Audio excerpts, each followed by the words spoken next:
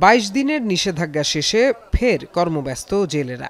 নদী সমুদ্রে শুরু হয়েছে মাছ শিকার, সরবরাহ বাড়ছে নদী পাড়ের আড়তগুলোতে। বরিশালের বাজারে কিছুটা বেড়েছে ইলিশের সরবরাহ। ছোট আকারের ইলিশের সরবরাহ বেশি হলেও বড় ও মাঝারি আকারের ইলিশের সরবরাহ অনেকটাই কম। 1 কেজির ইলিশ বিক্রি হচ্ছে 2200 থেকে 2300 টাকায়, আর ছোট আকারের ইলিশের কেজি 700 থেকে 900 টাকা। বড় ইলিশের দাম আগের মতোই আছে, ছোট ইলিশের দামটা একটু কমছে এবং বাজারে যে মাছগুলো আসছে বেশিরভাগই ছোট মাছ।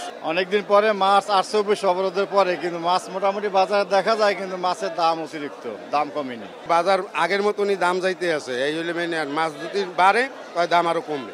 এখন যে অবস্থা লাস্ট টাইমে এই হিসেবে মাছের রেট আরো একটু কমা উচিত ছিল। নিষেধাজ্ঞা ওঠার পর শরীয়তপুরের আড়তগুলোতে এবার অন্য বছরের তুলনায় মাছের সরবরাহ অনেকটাই কম। বাজারে 1 কেজির ইলিশ বিক্রি হচ্ছে 2200 থেকে 2500 টাকা কেজি দরে।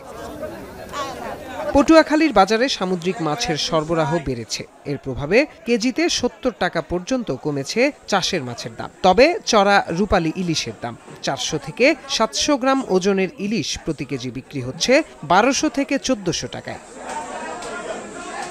বরগুনাতে সামুদ্রিক ইলিশ না আসায় চড়া দামে বিক্রি হচ্ছে পায়রা ও বিষখালী নদীর ইলিশ। বাড়তি দাম নিয়ে হতাশায় নদীর পোয়া মাছ কিনে বাড়িতে ফিরছেন অনেক ক্রেতা। চাঁদপুরেও সরগরম মাছের আড়তগুলো, তবে বাজারে ছোট ইলিশের সরবরাহ ভালো হলেও বড় ইলিশ তেমন দেখা যায়নি, বিক্রি হচ্ছে আগের দামেই। প্রত্যয় দাস, এখন।